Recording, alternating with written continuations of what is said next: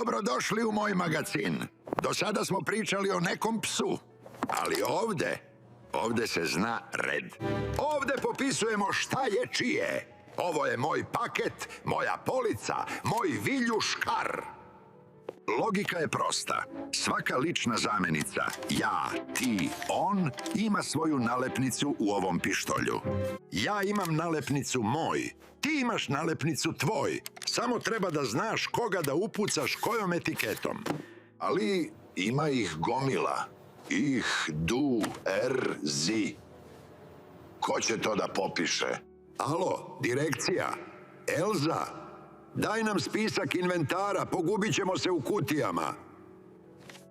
Ovo je inventarna lista. Naučite je na pamet. Pa uzirajte video i prepišite je. Pazi sad, neke zamenice kopiraju pravila koja već znaš.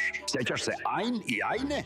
Pa mein i majne rade potpuno istu stvar. Gledaj, ako lepiš etiketu na mušku ili srednju kutiju, kras, etiketa ostaje kratka. Samo osnovno, mein, nema dodataka. Ali ako je kutija ženska ili ako ih ima više, pa ne, onda etiketa mora da bude veća.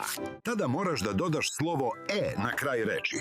Tada mein postaje majne, dein, dajne i tako dalje. Evo, stigla je isporuka. Žirafa. Ona je ženskog roda. Die Giraffe? Zato pitam magacionera, da li je to tvoja žirafa? Mora da ima na kraju. Ist das deine Giraffe?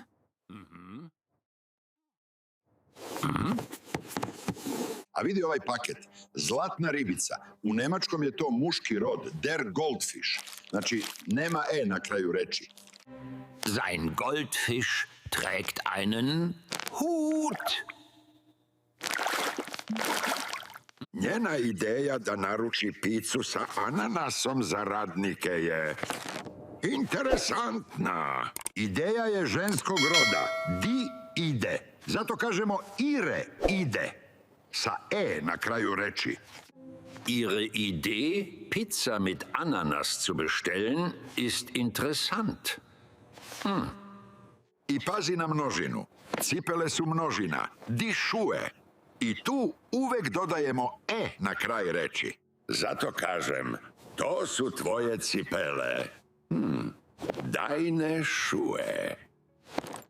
Das sind deine Schuhe. A šta se dešava u akuzativu? Ista priča kao i pre. Samo muški paket strada. Ako vidiš svog psa, on dobija nastavak en. Meinen, deinen, seinen. Ostali rodovi se ne menjaju. Evo provere. Vidim tvog psa, muški rod, menja se. On hrani svoju ribicu, isto muški rod, menja se. Ich sehe deinen Hund. Er füttert seinen Goldfisch. Ili ona traži svog papagaja. Papagaj je muško, zato ona traži ihren papagaj. I ovde je nastavak. Sie sucht ihren Papagei. A ostali? Ostali su bezbedni. Vidim tvoju mačku, deine Katze. Vidim tvog konja, dein Pferd. Nema promene. Ne možeš da vodiš magazin ako ne znaš pravila. Skini aplikaciju za reči, skriptu za tabele i vežbanku da ovo vežbaš. Linkovi su u opisu. Ajde, tvoje znanje te čeka. U sledećoj lekciji palimo motore. Učimo glagole i šta se zapravo rabi u rečenici. To ne smeš da propustiš. Čust!